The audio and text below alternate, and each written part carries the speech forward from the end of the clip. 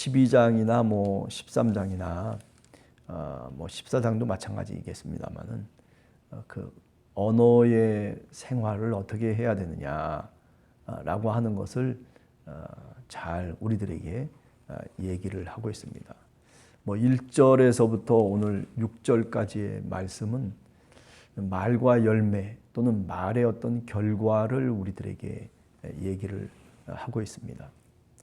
중요한 것은 뭐 이렇다 저렇다 여러 가지 얘기를 하지만은 그러나 말이라고 하는 것은 분명히 뭔가 결과로 돌아온다라고 하는 것을 이 잠언은 우리들에게 이야기해 주고 있습니다. 지혜로운 말을 하게 되면 결국 그 지혜의 열매를 먹게 되는 거죠. 그러나 말을 악한 말 또는 거짓과 속임수를 동반하는 그런 언어를 사용하게 되면 결국 그것이 자신의 패망으로 돌아오게 된다. 자신에게 결국 칼을 겨누는 것이 되고 만다라고 하는 그런 결과적인 얘기들을 오늘 13장에서 우리들에게 잘 이야기해 주고 있습니다. 자, 그렇기 때문에 우리가 이 말이 힘이 있고 말이 결과를 동반한다라고 하는 것을 잘 깨달아 아는 사람이 지혜자다 이렇게 얘기할 수 있죠. 그러므로 말을 어느 곳에서든지 우리가 할 때 그렇잖아요. 우리가 세상살이를 하면서 이곳저곳 또는 이때 저때 우리가 어느 곳에서든지 말을 할 수밖에 없지 않습니까?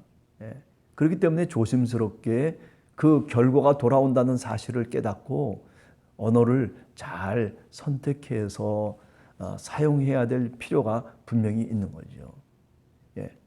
우리가 신앙의 언어에 있어서도 마찬가지입니다. 신앙생활 할 때도 일반 생활을 하는 것과 진배 없다 이렇게 얘기할 수 있죠.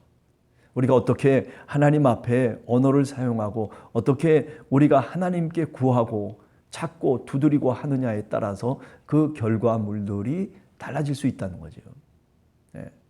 좋은 생각을 가지고서 마음속에 우러나는 성령의 능력을 쫓아서 우리가 살아가게 되면 그 결과물은 우리들에게 평강으로 돌아오게 되고 형통으로 돌아오게 되는 법이죠. 이게 믿음의 원리라고 얘기할 수 있는 겁니다.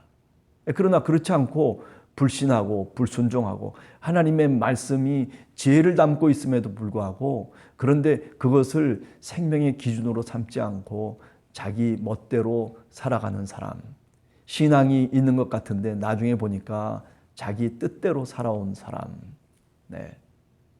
교회 생활을 하는 것 같은데 그런데 나중에 보니까 뭐 교회 생활 별로 상관없는 사람, 그 결과물들이 분명히 있기 마련이다라고 하는 것을 우리가 명심할 필요가 있습니다. 그래서 우리가 우리 행동과 우리의 말과 우리의 마음가짐을 정말 잘 그리고 선하게 그리고 긍정적으로 살아가는 그런 모습들이 신앙인의 모습이다. 이렇게 우리가 한 번 더 생각을 하게 됩니다. 그 다음에 두 번째는 우리가 여러 가지 얘기를 할 수 있겠지만 7절에 나오는 말씀을 여러분들이 한 번 더 읽어보면 이렇습니다. 스스로 부한 채 하여도 아무것도 없는 자가 있고 스스로 가난한 채 하여도 재물이 많은 자가 있느니라. 저는 이 7절을 읽으면서 예수님의 삶을 생각했습니다. 사실 아무것도 갖고 있는 분이 아니었습니다. 이 땅에 태어날 때부터 말구육간에서 태어나신 분이에요. 하나님의 아들이라고 우리가 고백하고 있지만 그 하나님의 아들은 아무것도 없는 바로 미천한 바로 그곳에서 이 세상에 오셨다라고 하는 것을 우리가 늘 기억해야 됩니다. 그는 가난한 사람들의 친구로 살아갔습니다. 그는 병들고 그리고 약한 사람의 곁에서 그들을 위로하면서 살아갔던 사람, 하나님 나라를 그들에게 선포하면서 그들이 하나님 나라의 자녀가 될 수 있도록 인도했던 사람이 누구냐면 바로 예수 그리스도 우리의 주님이십니다.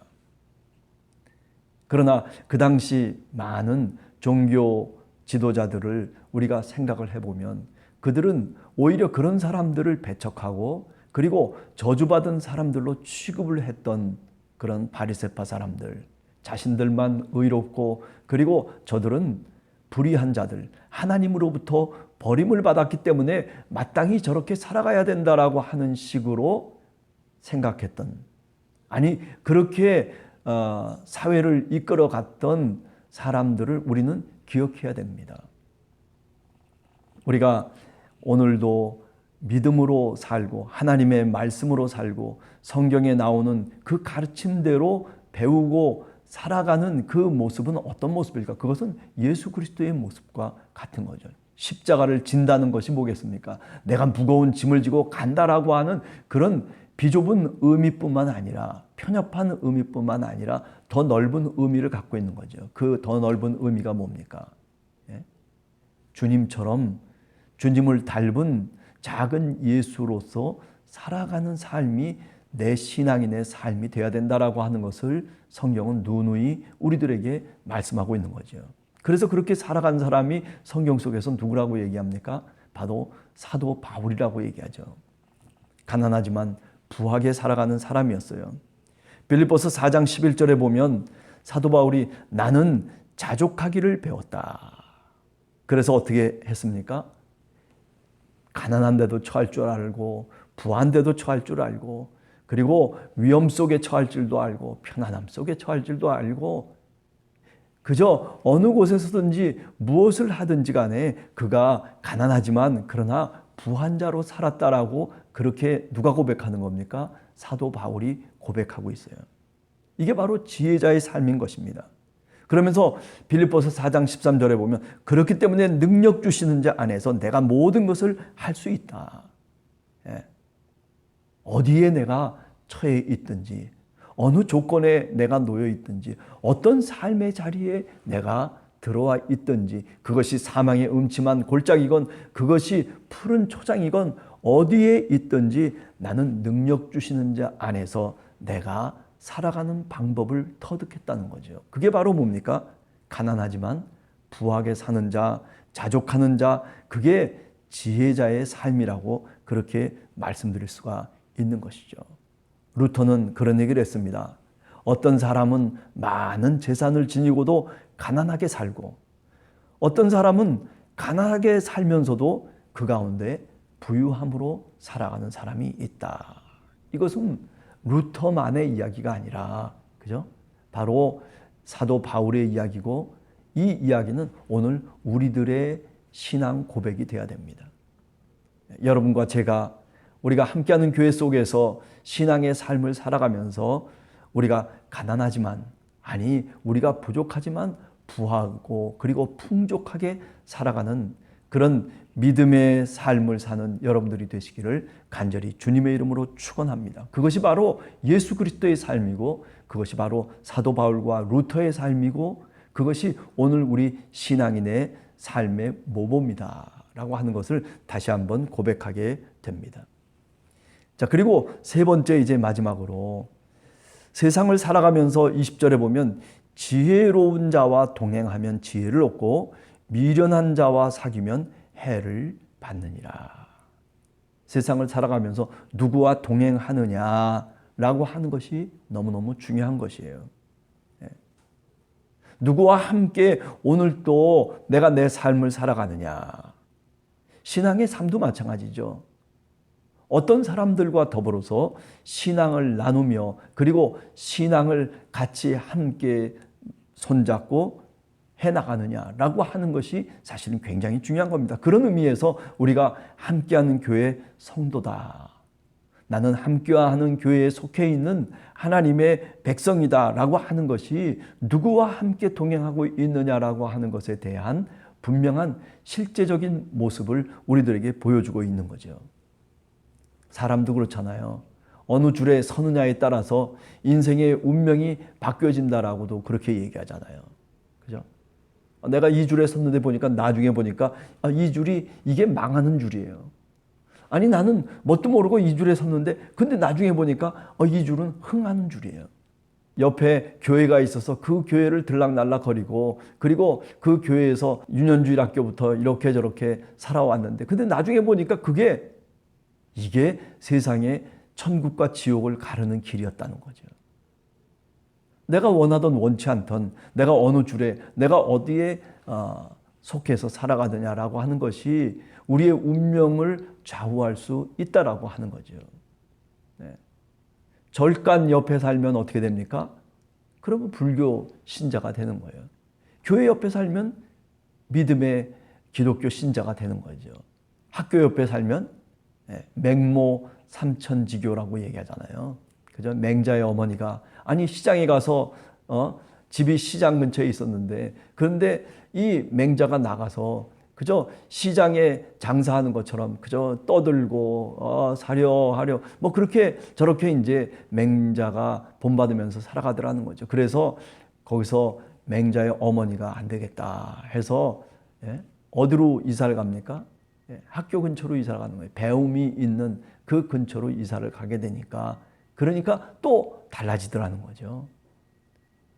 우리가 세상 속에서 살아가다 보면 거기에 취해서 살아가다 보면 그렇게 살아갈 수밖에 없어요. 아니 예수 그리스도를 믿는 사람이라선 치더라도 교회를 살았던 사람이라선 치더라도 거기에 관심을 집중하고 내 마음을 거기다 쏟아놓고 살아가면 그렇게 되어질 수밖에 없는 거예요.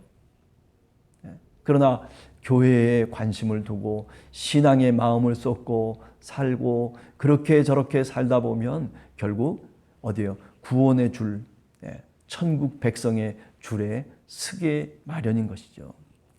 어느 줄에 설 것인가 그 판단은 우리가 하는 것이고 그 결정도 역시 우리가 하는 것이고 그것의 결과물에 대한 책임도 역시 우리 자신이 져야 되는 거죠. 우리가 마태복음 25장에 보면 양의 줄에 서는 사람이 있는가 하면 염소의 줄에 서는 사람들이 있어요. 마지막 그죠? 심판의 날에 그렇게 줄이 어느 줄에 서 있느냐라고 하는 것이 너무너무 중요하게 되는 거죠. 그렇죠? 양의 줄에 쓴 사람들은 충성된 종이라고 얘기합니다. 그리고 지혜로운 자라고 얘기합니다. 그러나 저 염소의 줄에 서 있는 사람은 불충성된 자고 그리고 사악한 자라고 그렇게 하나님이 말을 하는 것이죠. 그것은 바로 어느 줄에 서느냐, 믿음의 줄에 설 것이냐, 함께하는 교회 성도로 내가 살아가느냐. 그것이 사실은 중요한 것이다 라고 하는 것을 오늘 또 다시 한번 깨닫게 됩니다. 그렇습니다. 우리가 선한 지혜를 갖고 살아가야 됩니다. 선한 지혜를 갖고 살아가면 결국 하나님이 그 선함에 대한 보상을 우리에게 해 주신다라고 하는 것을 우리가 분명히 알아야 됩니다. 그것이 좀 더딜런지는 모르지만은 그것이 좀 시간이 걸릴런지는 모르지만은 그러나 결국에는 그 결과물이 하나님이 주시는 형통함으로 나타날 것이다라고 하는 그런 믿음을 갖고 우리가 오늘 하루도 선하게 마음을 갖고 그리고 마음을 쓰고 그리고 선한 말과 행동을 통해서 하나님의 영광을 드러내는 그런 우리 함께하는 교회 성도들 모두가 되기를 간절히 주님의 이름으로 축원합니다.